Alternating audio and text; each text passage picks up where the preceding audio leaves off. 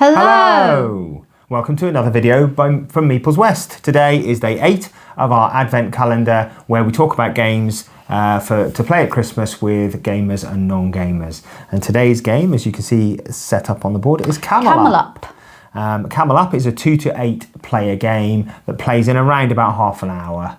The recommendation of 8+, definitely can be played by kids of that age. Quick warning, this game does feature betting, so if for any reason that isn't something that you approve of, or for moral or religious reasons, then this might not be the best game for you. It's very light-hearted, but for some people that might be a problem. So, but yeah, this is a camel race. And we all play punters, betting on the outcome of the race to try and achieve the most money. And the player with the most money at the end of the game will be the winner. So, this is the partially set up, and Lynn's just going to do the final setup to start the game, and then we'll explain how to play. Okay, so these camels aren't anybody's particular camels. They're not player colours. They're just so we can identify what place they're in, and each camel has a corresponding die. So to set up, we just roll it to start off with. So 3. The dice go 1 to 3. 1, 2, 3. So that's he's the most it can be. There. And he's facing the wrong way. That's annoying me. Sorry. 3. 1, 2, 3, and he's going to sit on his back. I'll explain the stacking in a minute. Why it's called Camel Up. 2. 2, 3. Wow, there we go. So they're all set up, ready to start the race. At the moment, it doesn't matter the order that they're stacked. However, in later terms, whichever sort of camel is on the top, that's the one that's in the lead. Yeah. However, if this blue dice came out on the next turn and those camels were still on top of it, the whole thing would move the same number and carry those camels with it. If the green dice came up, then they would move like that, and if the white, he would just go off on his own. It creates a lot of chaos. Yeah, and if the yellow then rolled a 1, he would go on there and he would suddenly be leader of the pack. Yeah. So yeah, but to start off with, the order that they're stacked doesn't really matter.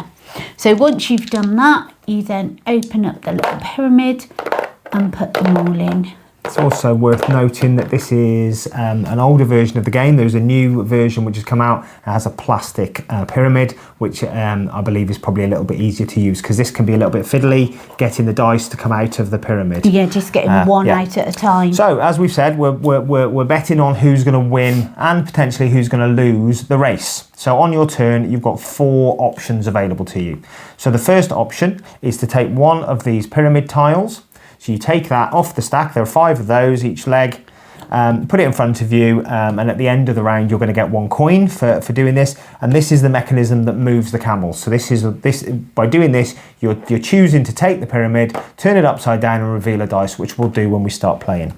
So that's one action. The second action is you can bet on the leg. So each leg of the race will take place until all 5 camels have moved, i.e. all 5 dice have come out and have been placed on their respective tents. At that point, that is the end of a leg, and any bets that have been placed will be scored based upon what tiles people have taken. So you will always take the topmost tile, and to give you an idea of what a tile has on it, so this blue tile here says that at the end of this leg, if the blue camel is in first space, you'll receive 5 coins. If he's in second space, you'll receive 1 coin. If he's in third, fourth or fifth space, you'll lose a coin. So there's always a gamble that if you go early and you take one of these, you've got the best chance of a reward if he's first, but you don't really know what's going to happen in the leg. Yeah, as you go down the stack, the reward gets less for that first place. So the player who takes the risk at the start has a better reward, but better risk reward. But they've got less information. Yeah. So that's your second option. Your third option is to place one of your tiles out on the race. So everybody starts with one of these tiles. It's double-sided. On one side is a -1, on the other side is a +1. You can place this on any empty space on the board except for a space next to another one of these tiles or space 1 of the board. It is indicated on there, you can't place it. So say I put that there with the -1 side showing. If a camel were to land on there, he will go back a space. So this is allowing me to manipulate the turn a little bit. Also, I'll get a coin each time he lands on my space. Yeah. The other side is a +1. So yeah, so if I put my oasis that way, whenever a camel landed on here, he would instantly hop 1 space forward, and every time a camel did that, I would score 1. Yeah. Okay, so that's your third choice, and then your fourth and final choice is to bet on the entire outcome of the race. So there are 2 spaces at the top of the board there, one for the winner and one for the loser. And everybody starts with 5 cards, one that represents each coloured camel in the race. So as your turn, you can place one of these cards, so in this instance the green one, face down on one of those spaces. At the end of the game, those will be resolved. The first player who gets it correct will get 8 money, and that goes down. For every player that gets it wrong, they're going to lose a money. And that's the same for last place. So the first player who bet on last place, and you know, again, early in the game, this doesn't get used that much because it's really hard to tell. But sometimes in this game, you can get a runaway leader that just gets halfway around and everybody's like, right, I'm going to bet now. Or one that just stays at the start for most of the game, which it can happen. So those are the options on your turn. As I say, you'll play round until all 5 camels are moved. You'll do that however many turns it takes for one of these camels to cross the dotted line.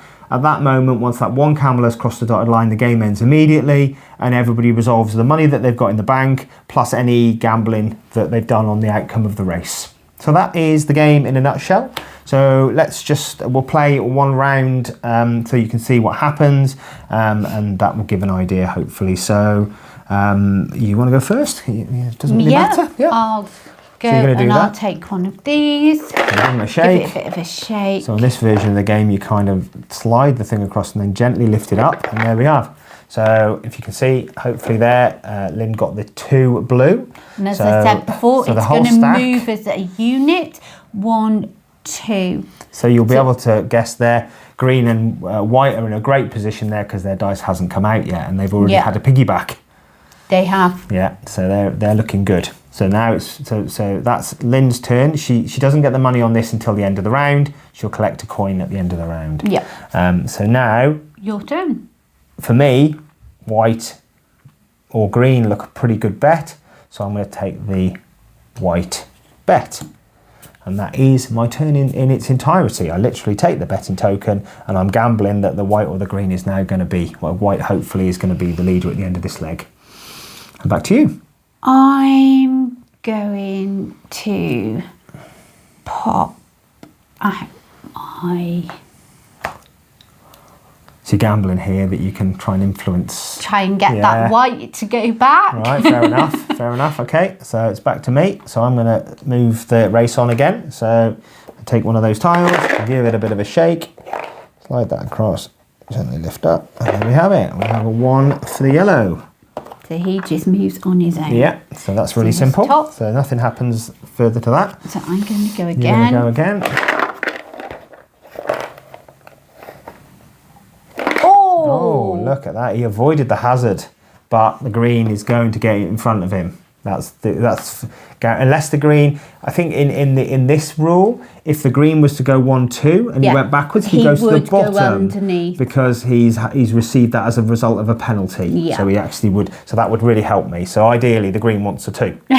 So back to me. That doesn't happen. You know, as a typical gambler, I'm going to hedge my bets by taking the green. Because if they're first or second, I'm going to get some money either way. Yeah. So I've got both of those covered now. I'm going to take the green. And then to keep this moving, I'm going to take the dice for the next one. 2. Orange 2. 1, 2. So he goes into there. So as you can see here, we've only got the green camel to go. So back to Lynn to decide if she wants to place any more bets. Obviously, nobody's going to bet on yellow camel at this point because he's definitely last. I'm going to take white. I'm going to hedge you're my hedging bets your bets as well. Fair enough. And then to finish the round, I'm going to take that. See if this green could be lucky for me. I want a 2. Oh, 3. So the green wins the leg by getting there. So that is That is an entire leg. So like we said, everybody that's got one of these gets the money. So in that instance, I'd get 3 coins for that. 1, 2, 3. I get 2. We then look at the bets. So I've got white to come in first. Didn't, he came in second, so I get 1 point, but I've got green to come in first, so I get 6 money, which is really good. And I had green for 3. Yeah. And then so white you get 4 for money. 1, so yeah. I get 4. So yeah. So then simply we reset all of these back to their original position for the next leg. So that one goes on top of there. Order. Yeah, so the highest is always on top. Yeah. Like that. And there we go. And that is an entire leg of the race. The dice go back into the pyramid. And we start all over again. We'll start all over again, yeah. And at this point, as you can tell, people might start to bet on the overall race. They might think yellow's really struggling. I might put him as last place.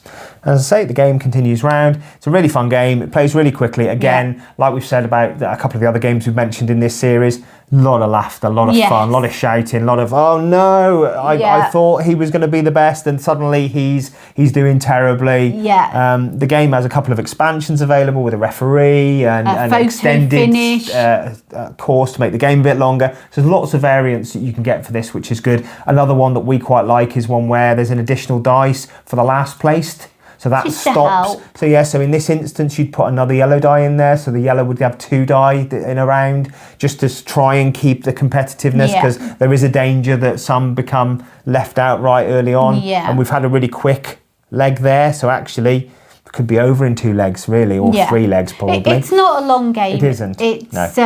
It's long enough to sort of have some good fun, but not long enough that people are starting to get a bit bored. Yeah, exactly. So a highly recommended game from us. It's probably one of the oldest games that's in our collection, one of the first games we bought, and it's been played lots of times. So if you get the opportunity and you fancy it, go and grab Camel Up. So that's today's video completed. Thanks for watching. If you like the video, please hit this like and subscribe button, and we'll see you next time. Bye. Thanks for watching.